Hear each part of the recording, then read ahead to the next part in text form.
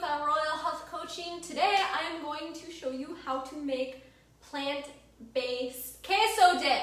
So, heart healthy recipe, super quick, super easy. Let's get started. So I already have cooked up some red lentils. So in here in the blender, I already have 1 cup of cooked red lentils. And in the blender or food processor, this is a food processor, you can use either one, I also have 2 teaspoons of miso. So you can also use salt. I will show the alternative in the description for if you choose to use salt, but miso is healthier, offsets the salt in that combination. So already have miso in here, I already have red lentils. Now I am going to put in some roasted bell peppers. You can use red bell peppers, orange, or yellow bell peppers. So sometimes I like to mix it up, but right here I have roasted two bell peppers. I have a red one, so I'm gonna put that whole baby in there, and then I also have an orange one. So I'm gonna put those in there, already roasted, nice and slimy. All right, now I'm gonna put in a 1/4 cup of nutritional yeast, also known as nooch, vegan cheese. Some people just use that on its own for vegan cheese, but that is too plain for me.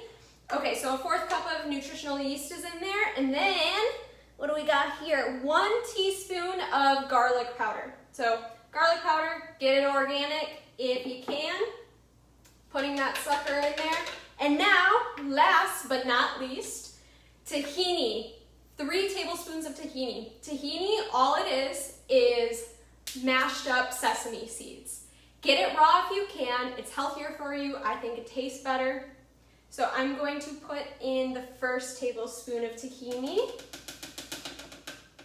And then I'm going to put in another tablespoon of tahini. And just 1 more tablespoon. And that will be the last thing we have in the food processor.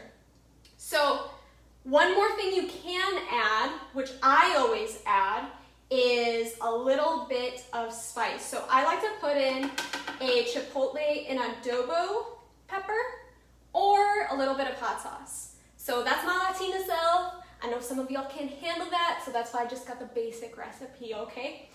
So got everything in there, just gonna top it off.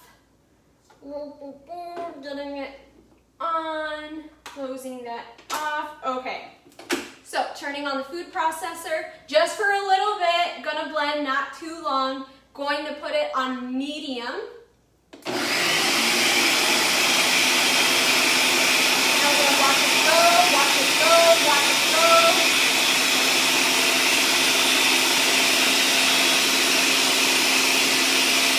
All right, we're gonna go for about 5 more seconds.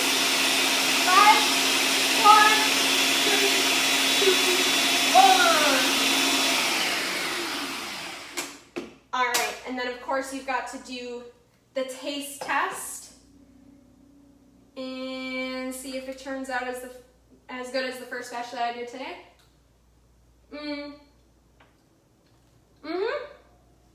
Turned out great. I'm not biased at all. Cameraman, can you zoom in on how amazing this queso is? Sure can, Erica. Will do, Erica. Zooming in. Zooming in. Oh no! Okay. So, this is what it looks like.